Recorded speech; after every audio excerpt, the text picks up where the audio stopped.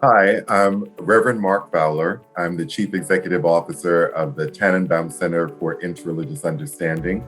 We're based in New York City, in Manhattan in particular. I am a native New Yorker. Before working at Tanenbaum, I did have a history as working as an English teacher and the coordinator of student affairs for a high school in Brooklyn. Well, I think that nerves make sense in a way because religious identity, I would say, unlike a number of other identifiers, has been an area that we probably have the least practice in. One of the things that I think is really critical for leaders is to think about what is the outcome they're working toward. Why are they bringing up religious diversity in the first place? And what benefit do they believe it will have to the classroom experience, to the school culture experience, and really crafting what is the outcome that we're working toward? Because once you're clearer about what you're working toward, it's a little bit easier to field questions. And often when we're talking about religious diversity, there's far more that we don't know than we actually know. So we have to develop a sense of, or an environment where curiosity and a curious respect of difference is encouraged. It's important to create very clear ground rules for engagement and I call them guardrails, so that we actually kind of know where are the places where we might inadvertently make someone uncomfortable, and then really being responsible and accountable for that experience. I think it's naturally building it into the programming and the strategies that already exist within the school, but also within the PTA itself. So often there will be any number of activities that a PTA will engage in. Everything from fundraisers to bringing in guest speakers or speaking with the faculty and or the administration of the school, and really just looking to see what are those opportunities. And if you will, not just trying to address a crisis, but really looking to see how do we build respect for religious difference into the school experience. One of the things that has happened over the years is that, we have a number of parents, usually from minority religious traditions, who talk about actually going to the school, to their children's class, to actually do a presentation on their faith. So I've heard from a number of Sikh parents that often they've gone in because they know that their tradition is unfamiliar to many, but they also want to make sure that they're doing what they can, that their children actually feel safe and understood in the classroom experience, and that if people have questions, that they're posing those questions to people who can respond to them. Food is always, a great kind of easy access, but I also recommend that if you're going to incorporate kind of like food from a variety of nations, really be very specific and thoughtful about sharing about that food.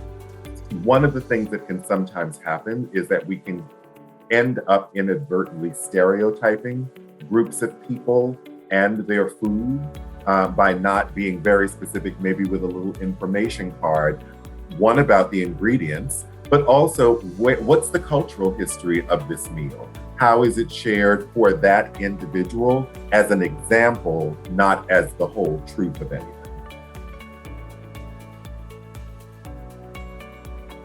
So one is that religious identity is not something that anyone can leave at any door. Whether it's in our Tanenbaum's work in schools or our work with corporate workplaces or in healthcare institutions or even in areas of armed conflict, our beliefs often shape our character and the ways in which we see the world, the ways in which we think about what is fair and equitable and just. And so I think it's really important that we develop more of an education around the diversity of belief and practice so that we're not operating from a default fill in the blank. So it could be in terms of who a majority of people in any school community would be. But I would also suggest that even in an environment where there is less religious diversity, there's more of an imperative to share about the diverse nature of religious belief and expression, because you never know who you're going to meet.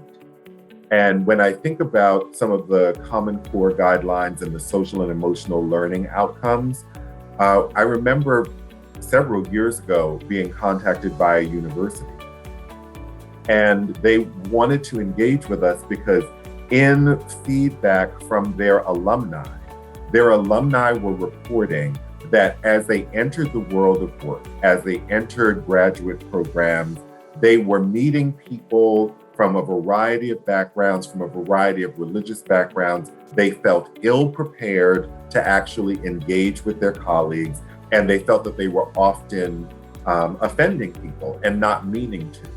So we live in a globalized world.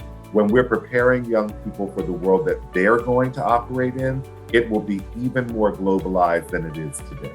So I think it's critical that we really address this dimension of diversity and inclusion, because without it, our young people will be unprepared for the way the world is going to work over the next 20 to 30 years.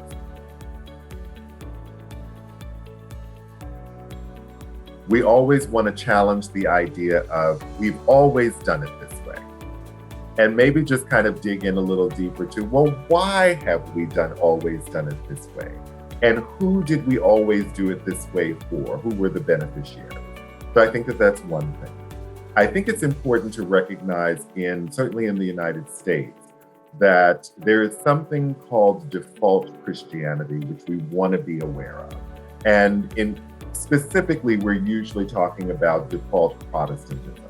But when we look at the holidays that we celebrate, when we look at the moments and the kind of markers, there is something that we want to be mindful of, is that it generally favors people who identify as Christian. And then there's something just to be said for unearned privilege. Like, there are things that I get as someone who grew up in a predominantly Christian household that other people may not. Like, the school is closed on days that are important to me, or important to the Judeo-Christian community. So that's generally a reality. And if it's not a particular reality in the district where you're serving on a PTA, it would be worthwhile to just kind of take a look and see, well, how have we been operating? Let's know what our assumptions are and see, is there a place for us to challenge them to make sure that we really are including everyone?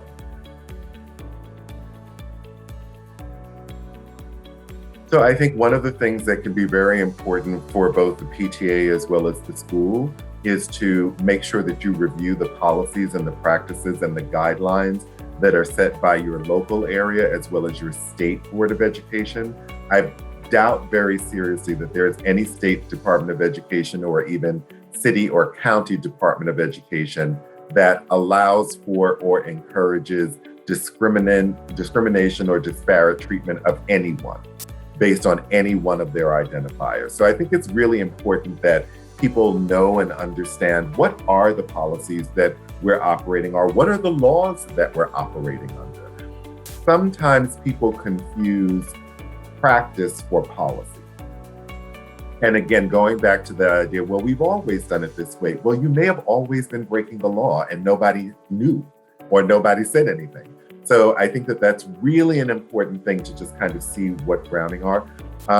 Also looking within any of the foundational documents of your PTA, like if you have a charter or if you have a memorandum of understanding or whatever it is that you use of your bylaws, what do your policies say? What do your guidelines say about including people of a variety of identifiers? And is religion a part of that list? Also maybe looking to see, is there a declaration that you want to make as the PTA in terms of your commitment to inclusive learning environments that you want to add to any of those kinds of documents? I think that those are all really important steps.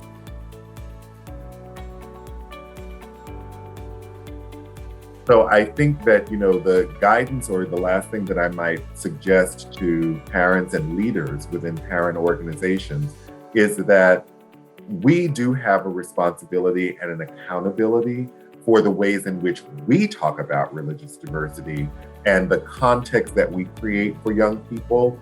And in some instances, there are things that we say and do that we cannot take back. And so I do think that we all are participating in creating this inclusive learning environment for young people, for the educators who work in the school, the staff who work in the school, the administrator, and then the broader community broadly defined.